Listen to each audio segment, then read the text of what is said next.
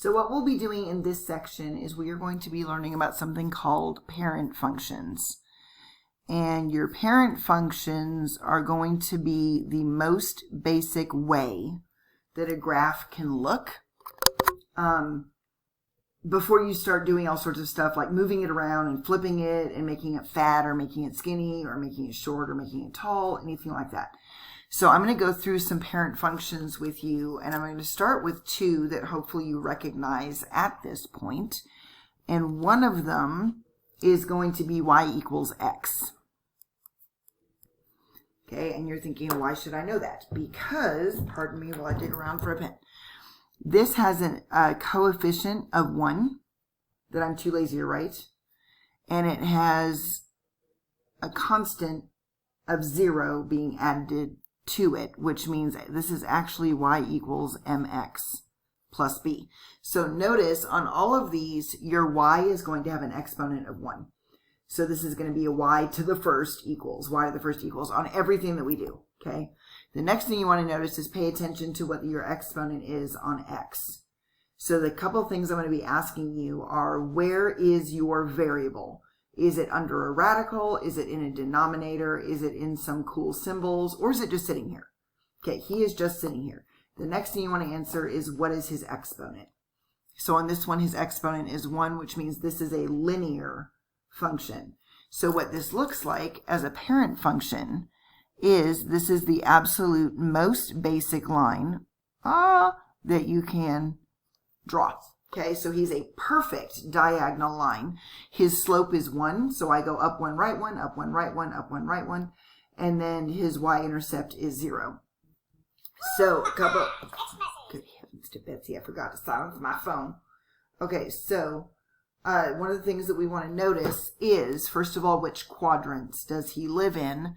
So this is quadrant 1, 2, 3, and 4. So remember, it makes a C shape. So 1, 2, 3, 4. So this lives in odd quadrants or opposite quadrants from each other, okay?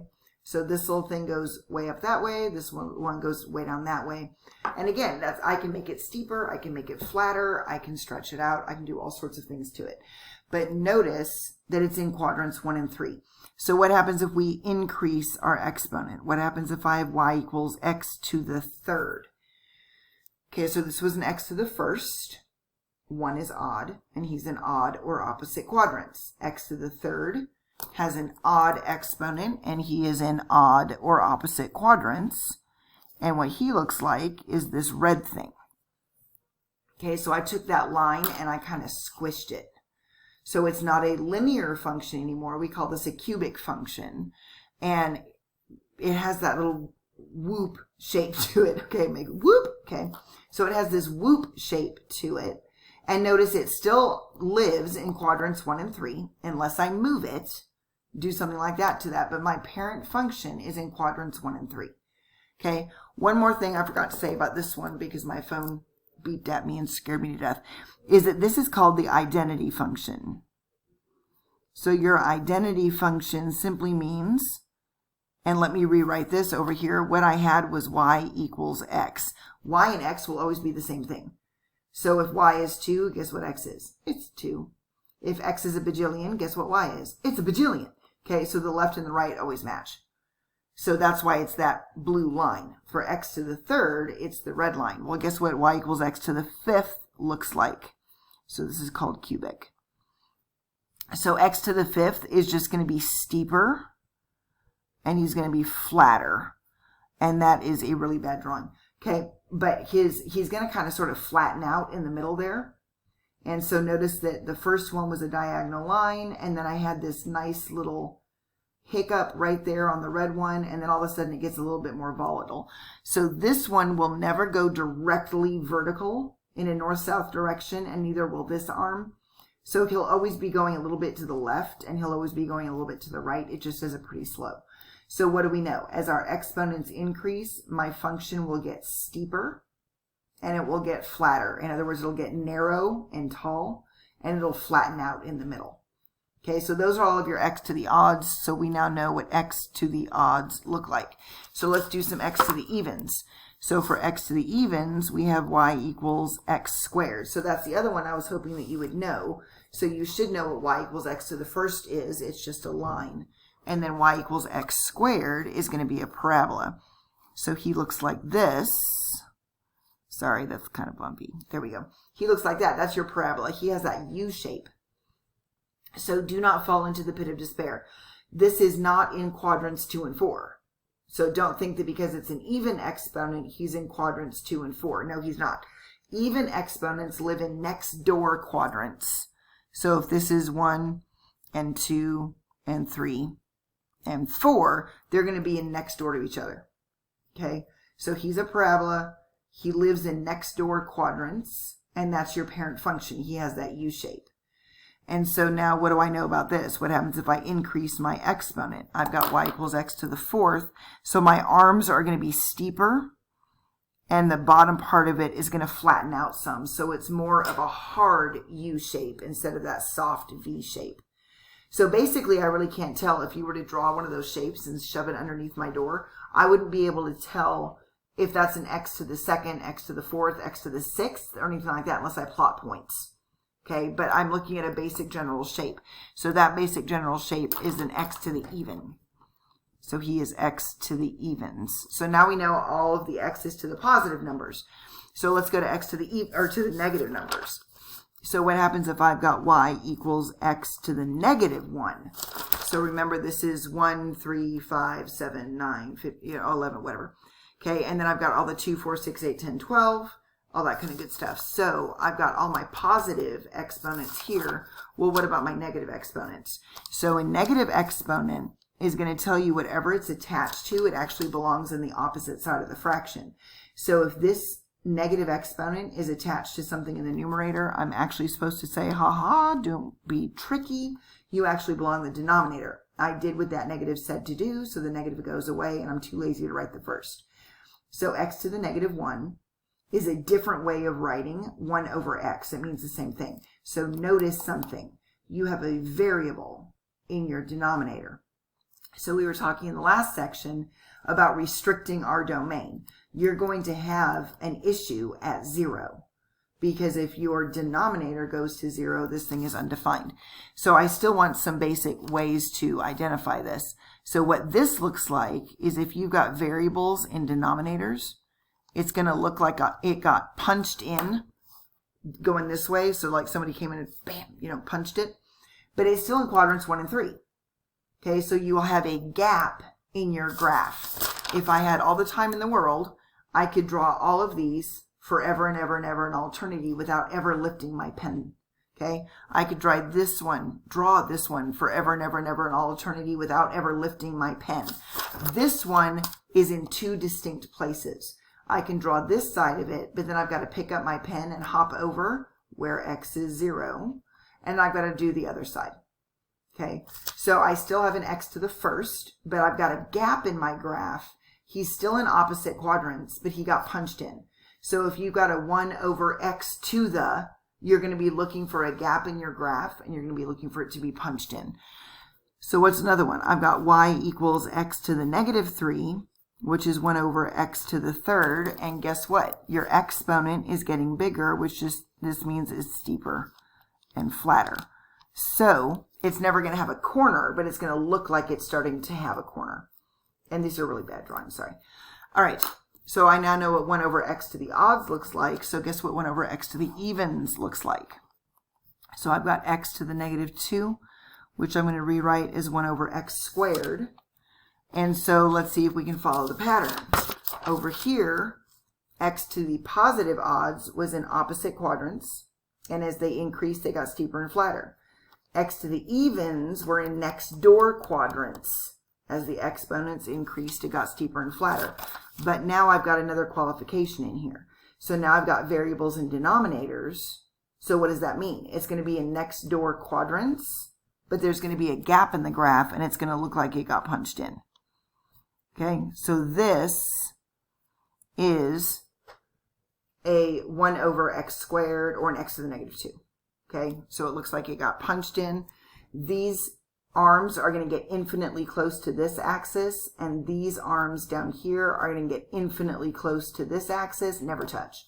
Same thing up here. This one will get infinitely close to your y-axis, infinitely close to your y-axis, infinitely close underneath the x, and infinitely close on top of the x, but never, ever, ever touch. Okay, so now we know there's a gap in the graph. It's an even exponent, so I'm in next door quadrants.